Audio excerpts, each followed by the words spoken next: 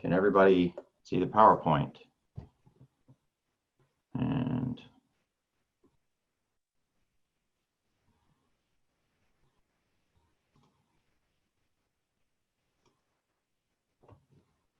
you see me drawing on the PowerPoint? Okay, cool, thank you. All right, so again, we're in the book. We're in chapters 1 and 2, talking about enclosures for low energy buildings. Some of our learning objectives for today, we want to be able to distinguish between internal gains and envelope loads. A lot of this stuff is stuff that I have been talking about all semester so far, and the stuff that I repeat in multiple lectures is those are your takeaways from this class. Those are important things. That's why I keep repeating them, so maybe some of it will sink in. We want to be able to list typical envelope loads, list typical internal and solar gains. We want to be able to discuss how climate influences energy consumption profiles. That's a really big one, considering that wherever we build our building, we're building it in accordance with the climate that we're in. We need to be able to discuss window impacts on overall R values of walls, explain the importance of managing internal solar gains as an envelope becomes better, understand the importance of form and orientation of building performance, quantify metrics that relate to a building's envelope area and useful inside space, and remember some basic strategies for form based on building types. So like I said, I'm not sure how far we'll get today, but we'll start working through some of this stuff. So loading, when we're talking about loads and gains are in terms of the HVAC system. These are things that impact your HVAC system, okay? This is stuff that your system has to deal with, that when it's trying to keep the internal space, the inside space at a comfortable temperature and a comfortable humidity and all of that stuff. Loads and gains are things that your HVAC system has to combat, sort of. So loading is, when we talk about loads, we're talking about things that have a direct impact on the HVAC system, conditions that are making the HVAC system work. So loads are typically sort of in real time. They're not delayed, like you've got a humidity load or something like that. If you're in a gym and everybody's sweating and breathing hard, there's humidity in the air. That's a humidity load, okay? When we talk about gains, we're talking about things that are being introduced to the building, like solar gains, that don't have to be dealt with immediately, but they will over time impact the interior conditions of the building such that they sort of turn into loads, or they will cause, they cause loads to happen, for lack of a better way of putting it, that the HVAC system in turn has to deal with. So, you have solar gain when you have the sun coming through your window. That's energy, right? The sun's radiation coming through your window is energy. And when that radiation hits, say, a concrete surface, for instance, it's going to warm up the surface. The concrete's going to absorb that energy, and your HVAC system doesn't have to deal with warm concrete. But when it cools down in your building later, the concrete's going to re-emit that energy into the air, and it's gonna warm up the air. That is the load that you're having to deal with, is the warm air. The HVAC system doesn't have to worry about warm concrete. It's when that concrete re-emits that energy. So there's sort of a time delay. It depends on the interior conditions as to when that energy is going to be re-released into the indoor environment, and as to when the HVAC system is going to have to work to get rid of that heat if it's trying to cool the building, or if you're using passive design, then it's that heat can supplement the work being done by your HVAC system, and you can use the sun's energy. I've hit on that several times. You can use the sun's energy as a sort of free heating. So we're talking about envelope-based loading. We're looking at conduction through opaque assemblies, conduction through fenestration, windows, doors, etc. We're talking about infiltration to exfiltration. So opaque assemblies are things like the wall, the floor, the roof, the stuff that in your building that you can't see through. Fenestration, again, is windows, doors, etc. Stuff that you can see through that allows radiation through. You can't always see through your doors, but they're lumped into that. So infiltration, exfiltration, this is air leaking in or out. And remember, if you have one, you probably have the other, or you're going to get some weird pressure, some pressure imbalances or something like that. But typically, if you have air leaking out of your building, you're going to have air leaking in somewhere. And when it's not in a controlled manner, that's, you know, when you have air coming in and you don't have it under control, that's when you want to worry about it. When we're bringing air in and out of the building, we are bringing in sensible and latent loads. Remember, sensible is temperature, that's dry bulb, and latent deals with humidity, with phase change. Remember that from the psychrometric chart. So, you know, we've been trying to quantify energy needed to keep our building comfortable with heating degree days over the course of the year. Heating degree days has nothing to do with latent loads. We don't look at that in heating degree days. We're looking at just sensible. And typical internal and solar gains. We lump internal and solar gains together because, you know, sunlight passes through the envelope and gets absorbed by elements inside the building to be later re-emitted. So when the sun comes into your building, it's warming things up, and, you know, it's internal. Those things are inside the building, and those become loads later. So, you know, we have things like plug loads, computers, TVs, typical equipment, etc. We've talked about that a lot. This stuff gives off heat. You know, light is energy. So when you're looking at your computer screen, there's light coming from your computer screen. That's energy. And, you know, this stuff's not 100% efficient, you know, creating light from electricity. So some of it's given off as heat. You know, if you think about your computers, they have cooling systems. There's a lot of energy in those things, a lot of electricity, and they're not 100% efficient. So it's being given off as heat. The more computers you have in a building, the more heat's being given off, so on and so forth. People give off heat. So sensible and latent. Remember, we sweat, we give off heat energy, we radiate energy. Our bodies are like 15 to 20% efficient or something like that at taking energy and turning it into work or whatever. So we give off a lot of heat. So we are, you know, we're an internal gain and we're a latent gain. When we sweat and when we breathe, we expel moisture. Equipment. So specialty equipment, like things that are not normal for everyday operations for stuff. You know, you're not talking about computers and printers and TVs here. You're talking about things like in a hospital, for instance, you've got lots of equipment, x-ray machines, stuff like that uses electricity and produces heat, and that's creates an internal heat gain. You know, lighting is energy, like I said, and is not 100%. There's not a 100% transfer of electrical energy to visible light. So your lights give off heat. Cooking, you know, that's sort of an obvious one. You've got sensible and latent there. When you're frying things, the oil and stuff is evaporating and fats are evaporating out of the meat that you're cooking or the foods that you're cooking. And then sunlight, you know, that's an obvious one.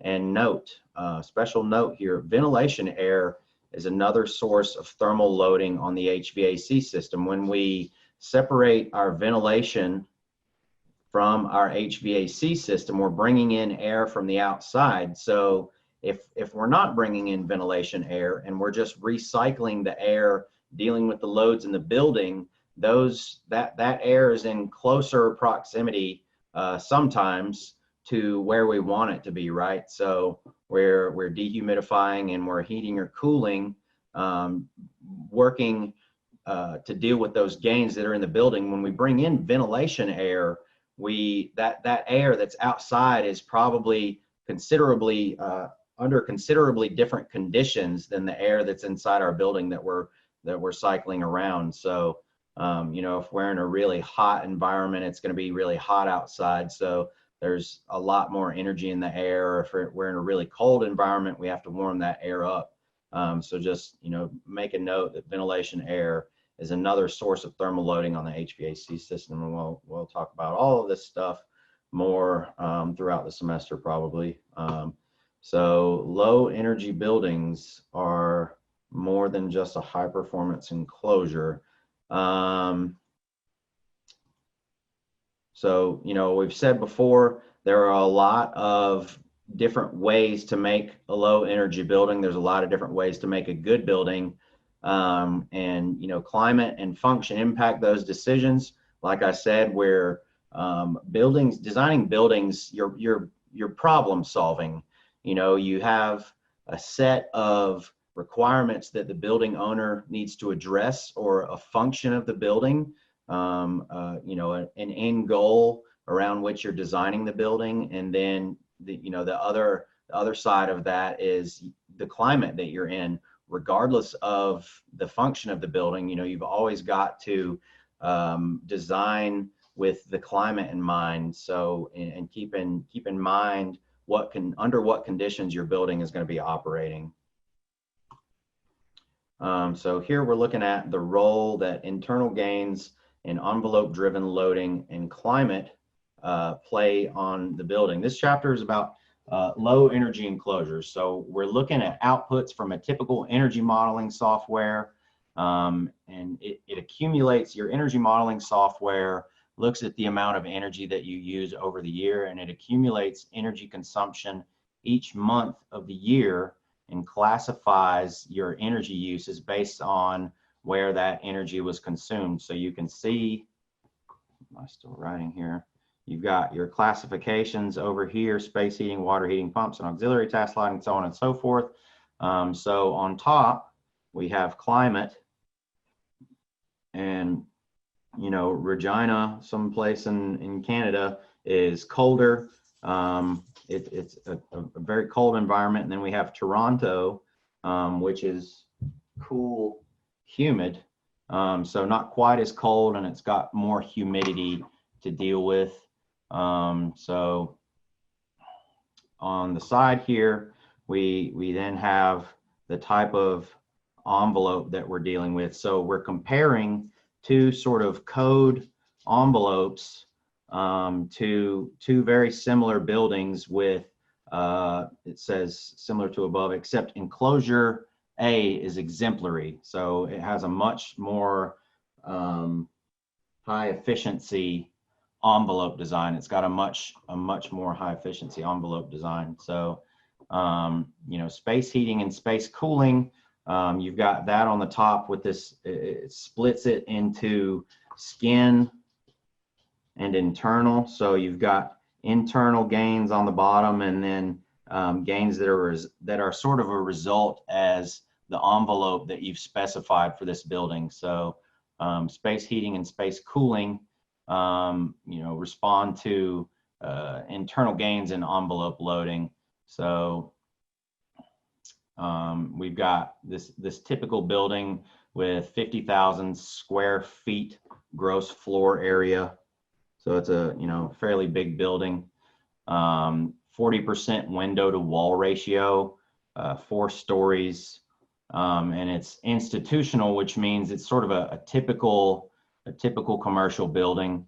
So the first thing in these charts that we want to look at are the maximums. What are the magnitudes of the energy that this chart is depicting? So we're looking at kilowatt hours per meter squared per year, which is our EUI, our energy utilization index.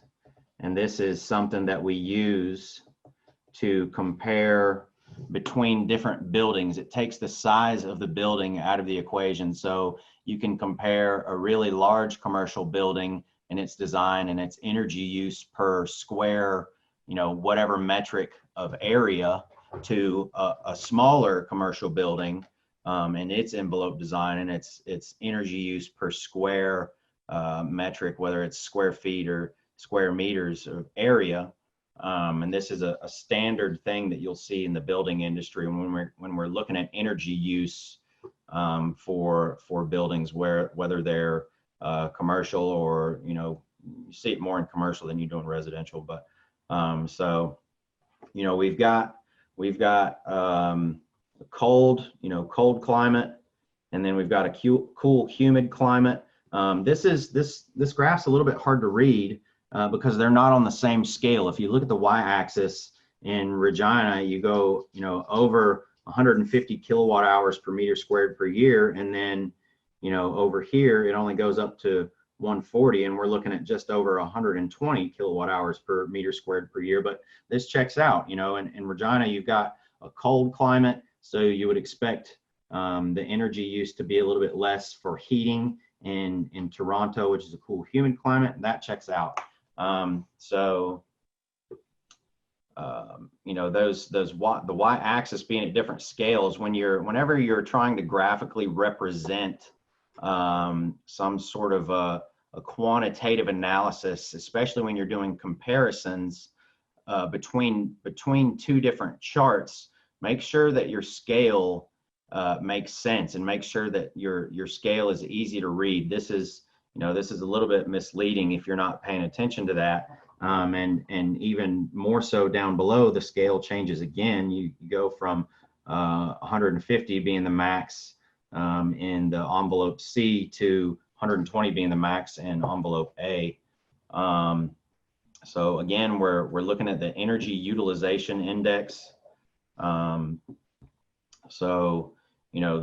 This is how we compare buildings and their energy use per floor area. So when we move to the exemplary envelope, we can see that we have a big drop in energy for the envelope. So in the standard envelope, we're looking at over 150, and then the high performance envelope, we're looking right at 120. That's a pretty big drop in energy use, just based on the difference in the performance of the envelope. So you can see how significant a change you can make when you design your envelope to be more high performance, right? So and looking at Toronto again, there's a pretty big drop from over 120 to about 90 kilowatt hours per meter squared per year. So the big takeaway from this is that you have to pay attention to the climate you're in and the internal gains when you're designing your envelope, because this stuff really matters in terms of energy use.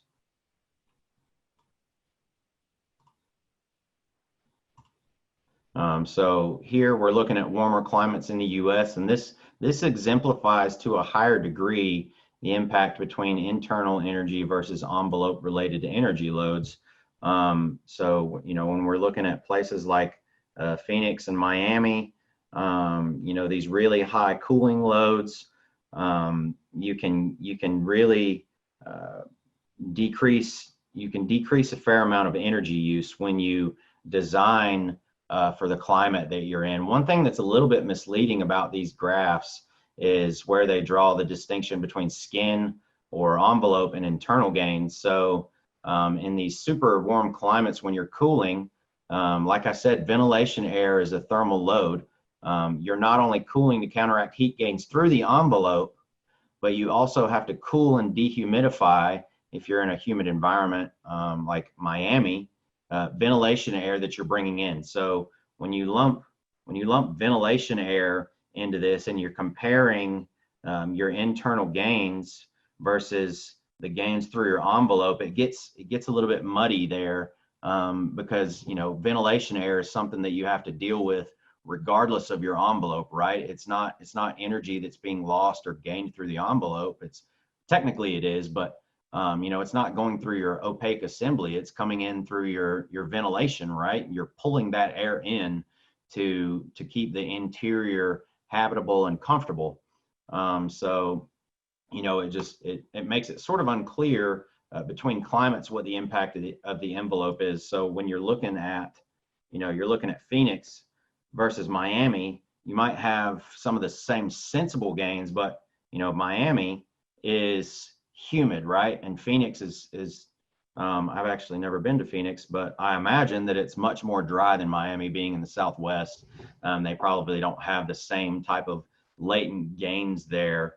So, you know, that's when you're looking between climates, when you're looking between climates, it makes it a little bit difficult to discern just how much difference there is in energy use based on your envelope. But when you're going from, you know, standard performance to high performance, then it can sort of give you some substantial information and something to analyze, and you know, you can have a good takeaway from that. And so the big takeaway from this is that you need a certain envelope R value to be a low energy building. You have to think about this stuff in accordance with your climate. You're not just throwing some number out there and hoping for the best. You know, you're designing for the climate that you're in.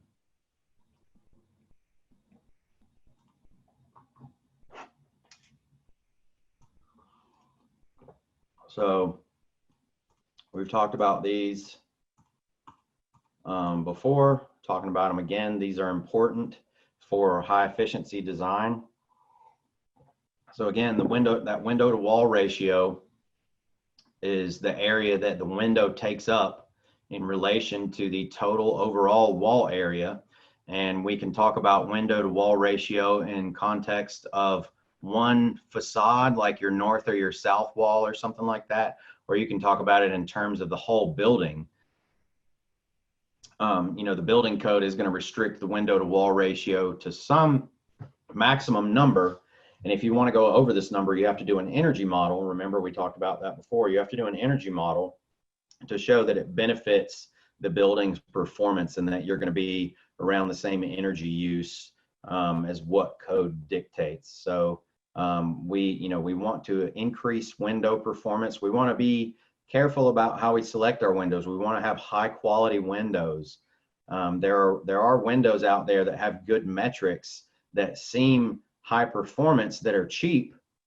They seem high performance at first glance, but you know, some of these cheaper high performance windows will fail much earlier than you would expect. And when they do, they lose their high performance qualities. So, you know, it's important to pay attention to the windows that you're specifying in a building and basically get the best windows that you can, that, you know, financially that it makes sense. But, you know, the windows are the weak point in your envelope. So it makes sense to, you know, sort of invest in those. If you're going to have a super high performance envelope and you're spending all this money on insulation and then you put crap windows in there, you know, you're sort of, you're not doing yourself any favors.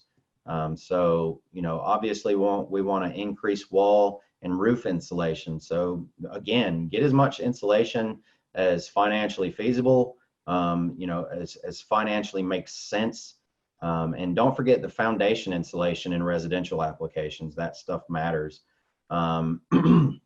So again, we want to separate ventilation air from our HVAC. And I've talked about this a number of times. Hopefully it makes sense. When we separate the ventilation air from our HVAC, we're basically allowing our HVAC system to operate at a more consistent and a higher rate of efficiency. The loads, you know, these loads are less concentrated when the ventilation air is not running directly through your air handler when you're introducing ventilation air and then mixing it with the air in the space. So it's allows your HVAC system to run at a more consistent rate. You're not scaling your HVAC up and down each time you're bringing fresh air in and trying to deal with those loads at that high scale. So on 5, we want to use occupancy and daylighting controls and equipment.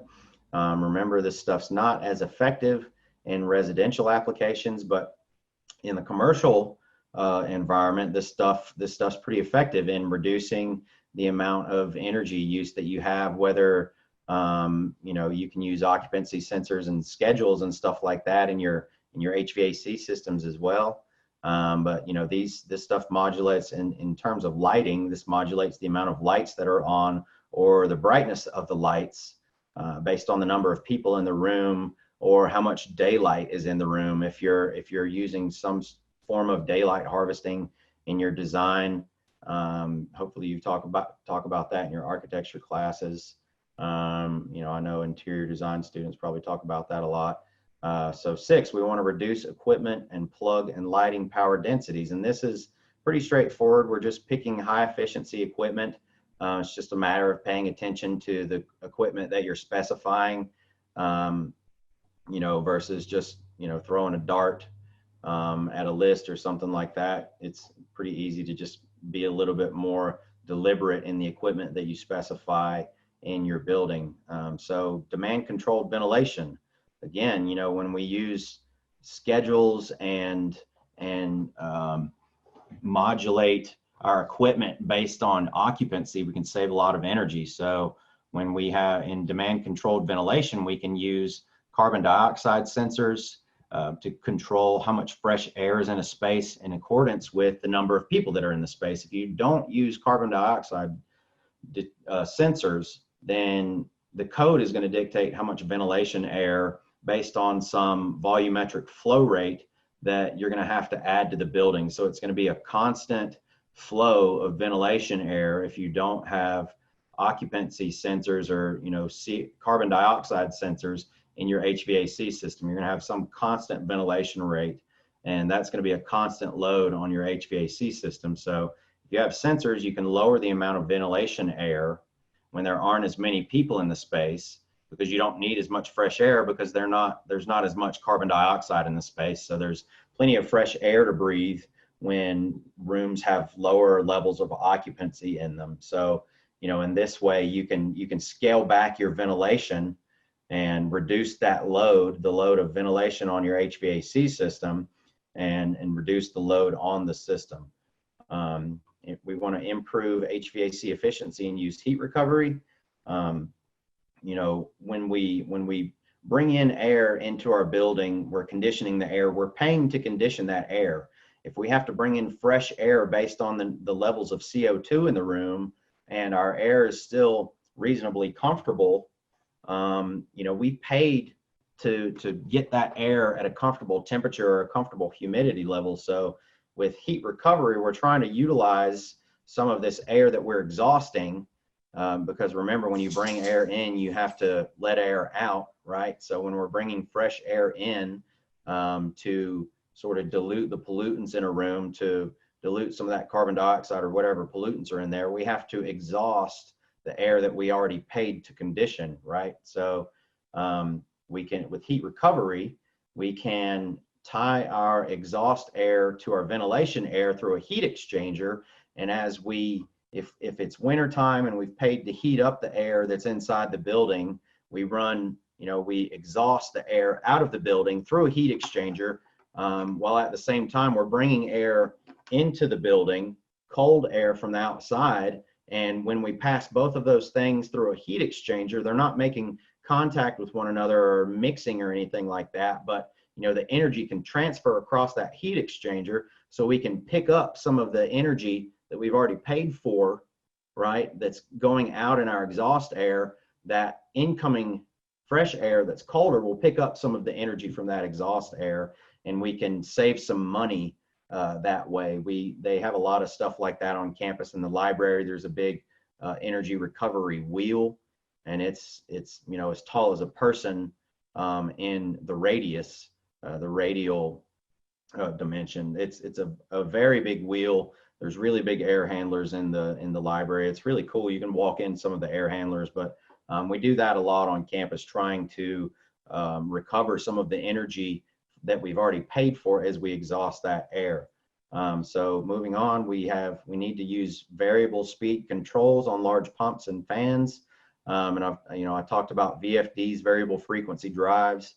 We can scale back how hard our equipment is working when we use this stuff. We can, one way to do it is by using variable valves and dampers to just restrict the flow of whatever your fluid is, whether it's air or water that you're using. But this doesn't save nearly as much energy as if we control the frequency with a variable frequency drive. of the electricity going to these large pieces of equipment. So we can scale back the flow with dampers or valves, but it doesn't save nearly as much energy. We actually scale back how hard our pumps or our fans are working. And then 10, that's sort of an obvious one, have a simple and compact building form oriented to the sun. And we'll talk more about that today. So, all of these are really important, but in terms of this class, the big ones are the window to wall, our windows. We're going to be talking about window to wall ratio and window performance.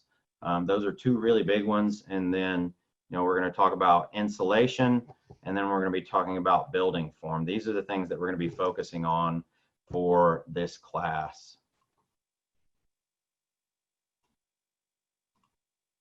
So window to wall ratio, this is a percentage of the actual area of the wall that is made up of windows. So, the two big areas that window to wall ratio impacts is sun coming through, right? You have to have good overhangs. The taller your windows are to block out, the taller your windows are, the bigger your overhangs have to be to sort of block out in the summer, the sun's high in the sky.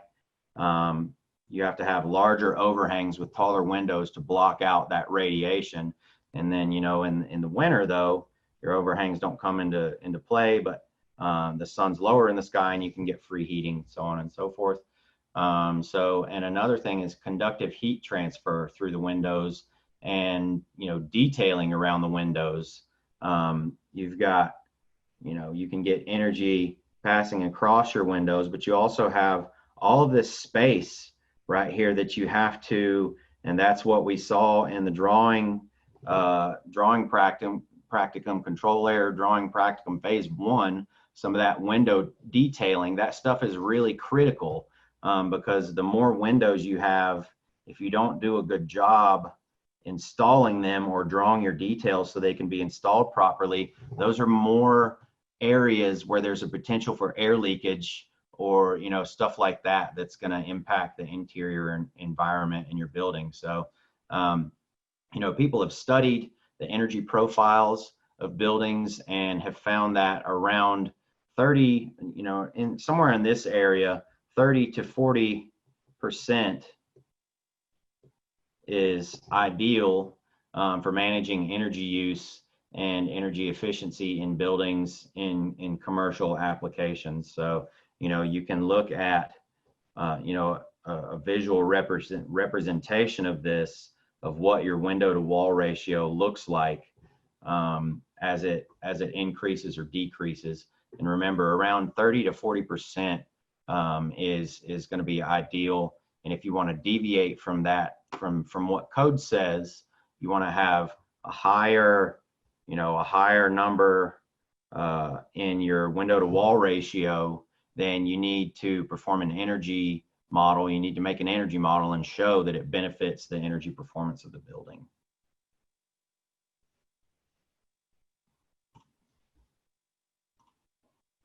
So, let's see. Again, the windows in your envelope are the weak point. So every window you add, you're weakening the thermal performance of your envelope. Windows are the weak point. So, this is more pronounced in residential. You have fewer internal gains and fewer people in residential buildings. So your envelope is more important in residential because most of your gains and your loads are envelope driven in residential. As far as commercial stuff, ASHRAE has this window to wall ratio of around 40% and 90.1, which deals with energy efficiency. Excuse me. So around 40% if you do some extra stuff. And then the Energy Conservation Council, they specify around 30% of gross above grade wall area for your window to wall ratio. Around 30% is the sweet spot. And then here we have a table from the book that shows recommended U value. Remember, U value is the inverse of R value and vice versa. And this shows the recommended U value based on the window to wall ratio and the climate. So we're looking at our climate zones here, 5, 6, 7, 8. Remember that as you get higher, you get colder, and lower numbers correlate with warmer environments. So we're looking at our heating degree days here. So climate zone 5, is going to be somewhere in the realm of 5,400 heating degree days for the year. And then we're going to get upwards of 10,000 heating degree days for climate zone 8. And remember, our temperature, our baseline or our balance point temperature is 65 degrees, and that's the temperature below which you're going to need to heat your home. And this is for typical homes, not high performance homes. So when we're looking at window to wall ratio, you can see as it goes down, up, as the window to wall ratio increases, your U values decrease. And what does that mean in terms of performance for the windows? Somebody tell me, as your window value decreases, is that higher performance or lower performance? It's higher performance. I didn't catch that. Adam, did you say something? Or Jackson? Is my speaker still? The lower the value, the higher the performance. Say that again. The lower the value, the higher the performance? Yes. So as our window to wall ratio increases, we have to have higher performance windows, right? And that makes sense. It makes perfect sense. So as we go colder, as our climate gets colder, our performance also increases, right? So this shows you with your window to wall ratio at 25%, what U value you need based on the climate that you're in to have the equivalent performance of sort of the next climate that you're in. So I need a U value of 0.33 in zone 8 to achieve the same performance, the same energy performance in my building in climate zone 5. I can have a U value of 0.44. So I get, I can have cheaper windows in climate zone 5. And here in Boone, this is about where we're at with heating degree days, 5,400, less than that. But somewhere in that realm is where we are in Boone. So remember, as your window to wall ratio increases, you have to have higher performance windows.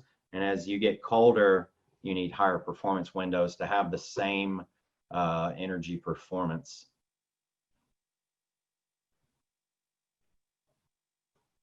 You guys want to take a break? You guys following this stuff okay? You're doing okay this morning? I see some tired looking faces. It is Monday. Let's take a 9-minute break. We'll reconvene at 9:05 and then get back on this stuff.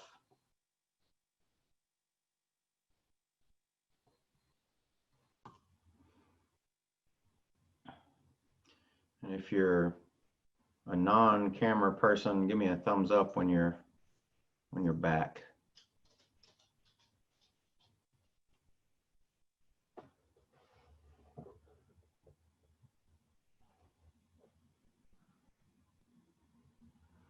All right, so here we're looking at another energy modeling readout for the annual EUI, or the Energy Utilization Index.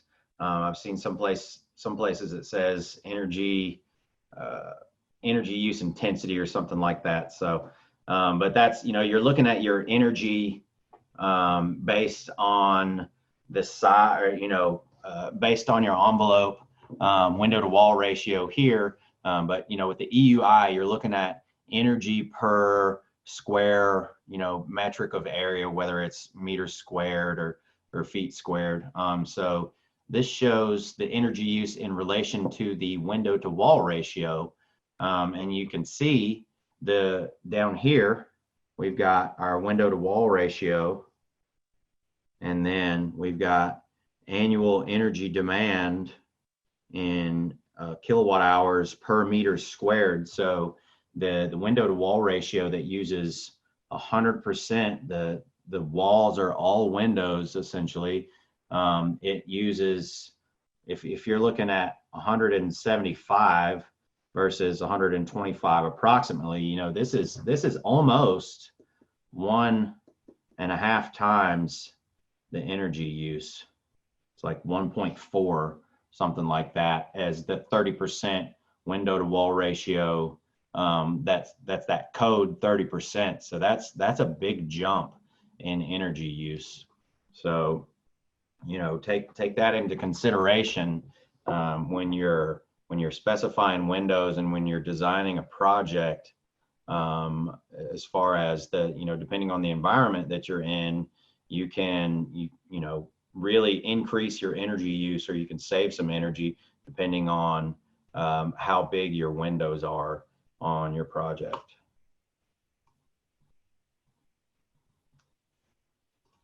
So, the other thing that we're going to talk about today, another thing that we're going to talk about today is the R values for construction assemblies. And there's a lot of things that affect what R values we're going to specify in our construction assemblies. So climate's pretty much the most obvious one. Our surface to floor area ratio. So how big are your exterior walls versus, how much floor area you have in your building or whatever. We'll talk about that more later. We're going to look at metrics on how to quantify that. Interior heat generation rate. So internal gains, the more internal gains you have, the less impact the overall, the less impact the envelope has on the building's performance, on the energy efficiency performance overall. So, in big commercial buildings where you have tons and tons of internal gains, whether it's people or equipment. Am I still sharing my screen? Everybody see the PowerPoint? I just remembered to, okay, cool. So, in these commercial buildings where you have tons of heat gains, the envelope is going to play less of a role. It's going to affect the performance of the building less when you have a ton of heat gains, when you're in a cooling when you have a cooling dominated HVAC profile that's based off of internal gains, that's dominated by internal gains. So that being said, it's always a good idea to make the building as passive as possible, or able to handle these loads through the envelope, right? So the more insulation you have in a building, the less heat transfer in and out of the building, and the less load that's placed on the HVAC system. So when we design our envelope to be high performance, we're passively controlling heat gains, right? Rather than actively controlling heat gains with HVAC and ventilation, stuff like that. So we want to be able to keep the outside out and the inside in, right? So in terms of when we're looking at long-term performance, it's always a good idea to make our control methods as passive as possible.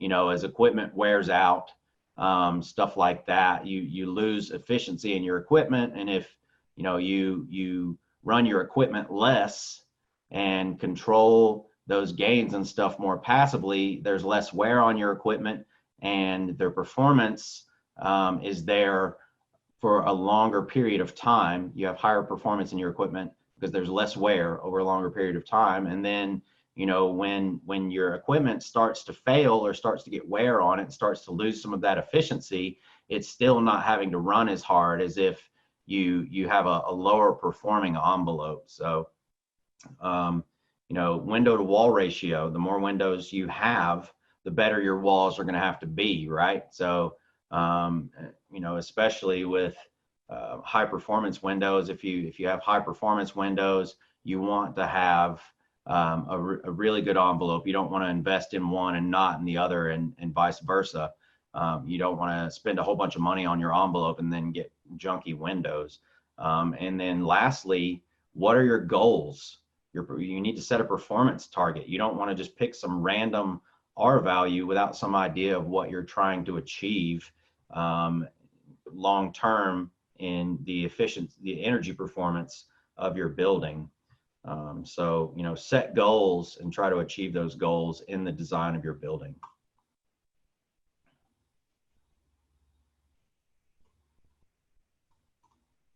So when we're looking at recommendations on, you know, stuff in the realm of residential or smaller buildings, if we're going to be looking at R40. This is a high performance wall. If we're in this realm of around R40, you have the potential to make your building zero energy. You know, and keep these numbers, these metrics in the back of your mind when you're looking at buildings. If you're in the realm of R19 in this area in particular, you know, that's code. You're going to be somewhere in the realm of code, and which is sort of the cheapest building or the lowest performing building that you can legally make.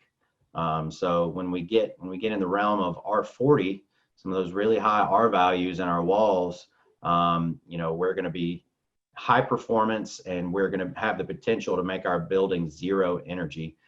Roofs need to be somewhere in the realm of R60 to be high performance.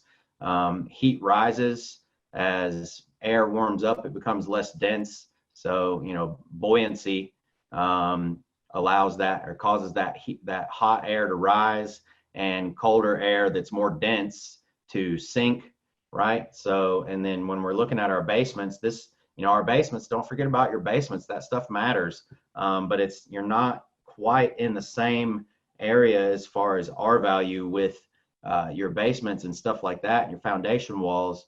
When you have, you know, your basement is below grade or whatever, when you get so far down, a foot or two or whatever below grade, you know, you're at like 55 degrees or something like that pretty consistently. So that delta T, remember, that's what drives our energy flow, is the temperature difference when we're looking at you know, any sort of heat transfer equations. That delta T is going to be in there, and the larger your delta T, the more energy you're going to be transferring, right? So when it's, you know, 20 degrees outside, there's going to be a larger delta T. My crappy drawing here. There's going to be a larger delta T between out and in when you're trying to keep it, you know, 68 or whatever, and then you're down in your basement, you're trying to keep it 68, and that delta T across this wall is much smaller, right? So 13 degrees versus, I don't know, somewhere in the realm of 50 degrees, close to it, 48, something like that. You know, that delta T is going to be much smaller. So, you know, these are all numbers that you sort of need to keep in mind when you're, you know, in residential, when you're looking at buildings. These are going to be in the realm of high performance. How you guys doing? You guys keeping up with this stuff okay? Am I boring you to death? Monday? It is Monday. You guys good to keep going? Okay, cool. So, you know, large buildings may need less insulation, right? I've talked about this a number of times. You know, there are a lot of internal gains compared to residential. When we're looking at commercial buildings, you've got more people, you have more equipment, you know, computers, etc. You've got more lights in a commercial building. So there's usually less of a need, or there's less impact on the building's energy performance when you're looking at envelope and commercial stuff, because of these internal gains in the amount of heat that's being generated. So you usually have a higher cooling load due to these gains, which again lessens the impact that the envelope has on the building. So, and I've said this before, I'll say it again, it's always a good idea to have as high of an R value in your building as is financially sound. But with large commercial buildings, you don't get the same impact, you don't get the same return on your investments, the same benefit per dollar with commercial buildings, the more money you spend on your envelope as you do in residential when you spend money on increasing the performance of your envelope. So, you know, another thing, this stuff that we see here, if the exterior surface area to volume ratio is low, then, you know, you can have reduced R values and get away with it. And in commercial applications, our R values can be somewhere in the range of R15 to R25 and still be a low energy or a high performance building. So it's, you know, those internal gains are going to sort of change the game a little bit when we're switching between residential and commercial. When we're looking at roof structure and R value, you know, that's one thing that we see a lot in commercial buildings is a flat roof, right? Flat roofs tend to have lower values because the types of insulation used are more expensive. So commercial buildings, typically we see flat roofs in commercial buildings. When you're looking at a roof pitch of 1 in 12 or 2 in 12, something like that, they're going to have different, there's going to be different conditions for these roofs. You know, you can have standing water on some of these roofs if they're not constructed properly with scuppers and drainage and stuff like that. But you know, the construction is different, right? When you switch between a flat roof and a steeply pitched roof, you know, and these flat roofs, you have to have a waterproof membrane and typically rigid board insulation to control thermal bridging and air leakage and condensation. So when we're looking at flat roofs, we'll typically see R value somewhere in the realm of R30 for high performance commercial. You know, the insulation, this rigid insulation is way more expensive than, you know, some of these fibrous insulations that you can use in residential applications. So it's going to be hard to justify a commercial building with a flat roof with an R value of R60 just because it's so much more expensive. You know, when we're looking at residential, you're going to be around that R60 mark for high performance.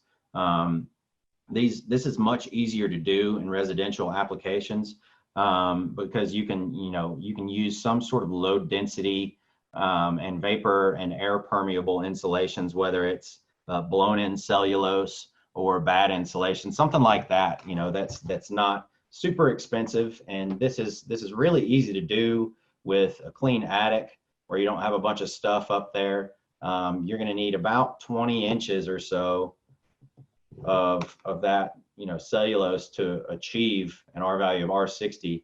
And as long as wind or, you know, critters don't mess up your insulation, you're going to be fine. So we'll talk about this later, hopefully in this class. We need to pay attention to the perimeter detailing. You know, and when you're specifying high performance values or levels of insulation, you got to pay attention to how you design the perimeter of that space around your roof. If you don't use the proper design, then you're going to be limited on the R values at the perimeter. So, you know, when we have a raised heel, have you guys heard of raised heel trusses? You ever seen that before? Anyone? Yes. When you have a raised heel truss, you can have a consistent level of insulation all the way across, but, you know, over here, if you have just a standard scissor truss or whatever, as you get closer, you know, that's where your insulation height's going to stop and start to diminish. So you're losing that insulatory value in lower levels of space at the perimeter of your building. So that's going to be something that you need to pay attention to. And if you don't detail that properly, then you're sort of shooting yourself in the foot. You're going to have a lot of heat transfer across that perimeter, and that's a big place for heat transfer because, you know, as I said before, hot air rises, right? So the heat is going to transfer much more readily across, you know, your roof or your ceiling than it is across those walls. So that's really important to pay attention to that. So, you know, foundation, we can't forget our foundation insulation. I said before, you know, the energy conservation code says R10 for 4 and 5, for climate zones 4 and 5, R10 insulation on your foundation. For climate zone 3, where you get into more cooling dominated climates, you don't need any. You know, the hottest temperatures that we're experiencing for cooling are typically going to be the upper 90s. So if you're trying to keep the interior of your building, you know, around 70 degrees or something like that, when you're cooling from the upper 90s, you've only got a 20-degree temperature difference, delta T, on the cooling side versus potentially much larger delta T on the heating side. So that we can, in this way, we can get away with less insulation in a cooling dominated climate versus a heating dominated climate. So you look at those temperatures that you're typically going to be seeing, not your extremes, but that you're typically going to be seeing in your environment. So, you know, you still want to have insulation to be low energy, you know, at least insulation around the perimeter of your building, because this is a primary area for heat loss. So, you know, under the slab isn't quite as crucial unless you're doing, you know, some sort of a radiant floor heating system. You know, you've got PEX running through your floor with hot water and you're, you know, dumping heat into your slab. If you don't insulate that, you're just going to be dumping heat into the ground and wasting money. But, you know, again, if you're trying to go zero energy or passive house, remember some of those standards we talked about. You're going to have a ton of insulation everywhere, including under the slab. So, you know, the more insulation, the better, as much as is financially feasible.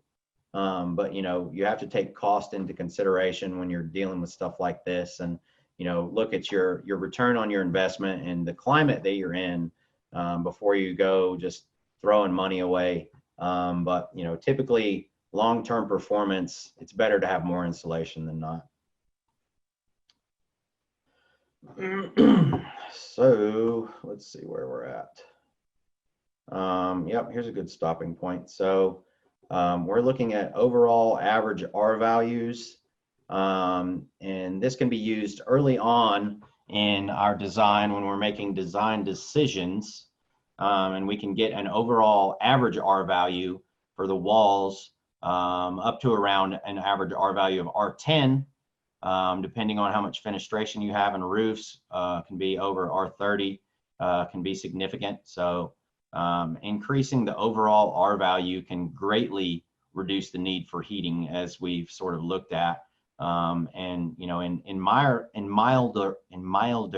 cold climates and cooler climates, you know, and where it's not super cold, but you still have some cool weather, buildings with high interior gains should invest in better controls and better mechanical systems and renewable energy generation, rather than, you know, sinking a ton of money into the building's envelope. When you know, there's diminishing returns in every climate. You know, there's going to be a point at which you need to start thinking about renewable energy generation in every climate. But, you know, when you're in these less heating dominated climates, you can get more return on investments if you start looking at the controls in your building, some of those occupancy sensors, CO2 sensors and stuff like that, and better mechanical systems, and then, you know, look at renewable energy generation. Does anybody have any questions? The quiz is open. We don't know how to do all of this stuff that's on the quiz. We're going to be covering that, the rest of the stuff on Wednesday. I did want to look at one thing really fast and see if you guys, if it's sort of intuitive based on what we've talked about so far. If I can figure out where it is. Does anybody have any questions on the drawing practicum or anything like that? Want me to discuss anything? No questions? Again, thank you to those of you who got that turned in on time. You get that, 5 points extra. And if you're looking at your drawing submittal and you weren't able to submit something that was, in paper space, you submitted something that was still in model space, that's something that definitely needs to be addressed. Remember those, all of those things that we need to have in there. We need to have our citations in there, our title page, our table of contents, and have each drawing on its own separate page. And if you guys are still wondering about some of that stuff, remember I did go over a good example of a submittal in the lecture videos. So, look back at that if you're having trouble. I'm probably not gonna give any feedback at this point. Considering that I gave 2 extensions now on this, but keep working on it. If you're not happy with where it is, or you think you might not get a good grade, keep working on it. Please don't wait until the last minute to address some of this stuff and continue to have issues. So the first question on the quiz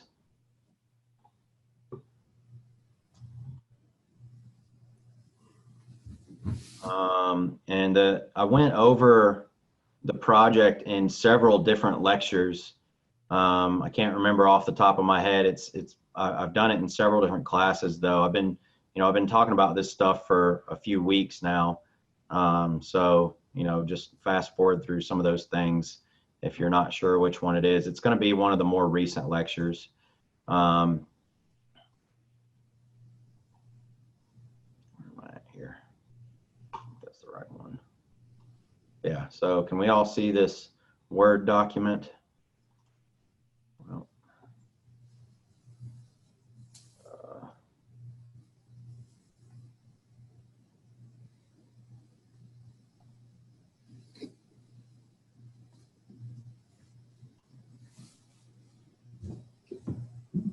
okay, so number one, when we're looking at, if I can find my mouse, how many heating degree days are in the following week if the daily average temperatures are as follows, and we're assuming a balance point temperature of 65 degrees, and note a daily average is like that temperature happening for each hour of the day. So we're assuming that this is our average temperature, our balance point is 65 degrees. How do I do this problem? I talked at length about heating degree days, I think in the last class that we had. Does anybody have a guess as to how to approach this problem?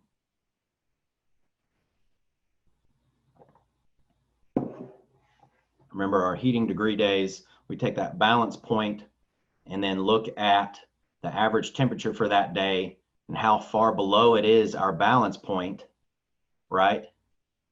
Anybody remember talking about heating degree days? Yeah, so wouldn't it be A over R times delta T? So when we're looking at, that's our conductive heat transfer equation. And I think I maybe confused you guys a little bit with that one. So on this one, all we're doing is, that was our conductive heat transfer equation. And I was trying to show sort of how we got to the heating degree days, equation. So for this one, I can't write on this screen. Hang on a second. Figure out what I'm doing here.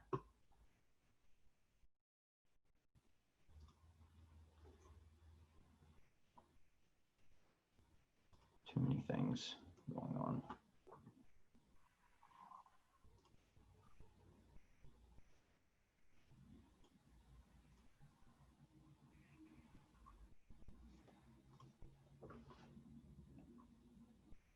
Okay, thank you. All right, always good to make sure that I'm doing what I think I'm doing, so thank you for that. Okay, so can we see my whiteboard now? Can you see that? Okay, cool, thank you. So we've got Q dot, this rate of energy flow, right? But we're looking at our overall house, right? We're not looking at just one surface. We're not looking at A over R. We're looking at our whole, our whole house, right? And we want to know when our heater is going to be on. So we're going to look at our balance point, which is 65. When it's 65 or below outside, we want to look at the temperature difference between 65 and below and have our average outdoor air temperature. And so our heating degree days, the units for heating degree days are delta T times 1 day. So all we're doing is looking at the delta T over that day. So we've got temperature, right?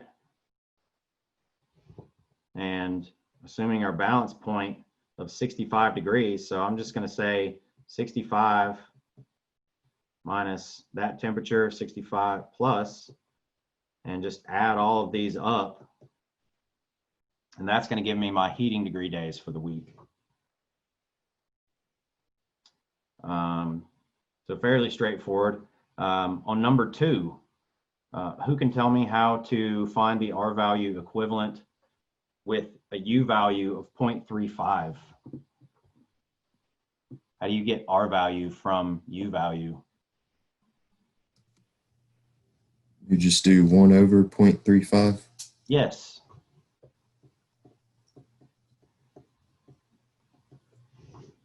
Okay, so, and then we looked at, in the PowerPoint,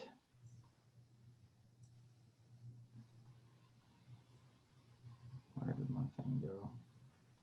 That overall average R value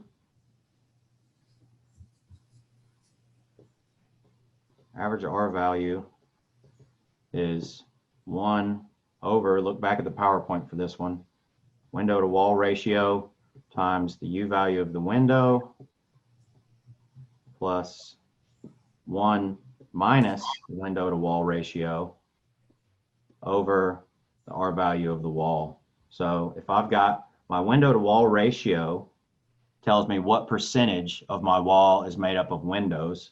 So I have the amount of space that is comprised of windows, right? So I want the U value for those. We're finding our overall average R value, right? So I find the U value, or I can find the R value of my windows, but we're you know, typically in fenestration, you're looking at U values.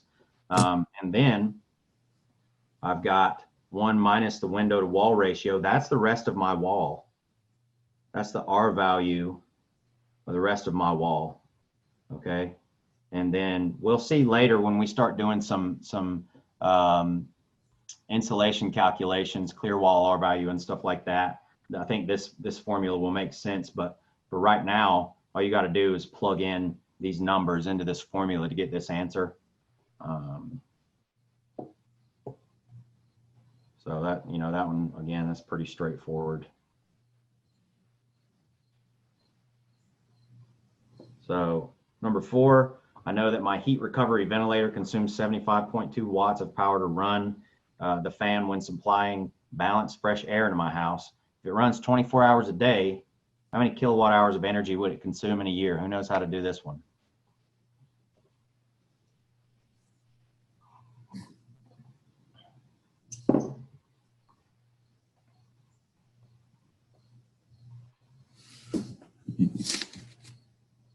It would just be a unit conversion problem, basically, right? Yeah, so, you So- know, go ahead. Oh, I was just gonna say I think that says 75.2 times 24 times 365, and Yes, then divide by 1,000. yes, very good. Yeah, so simple. And the rest of these we'll go over on Wednesday. You know, those are also in the PowerPoint, but I didn't get to those today. So, you know how to do the first few of these. Does anybody have any questions?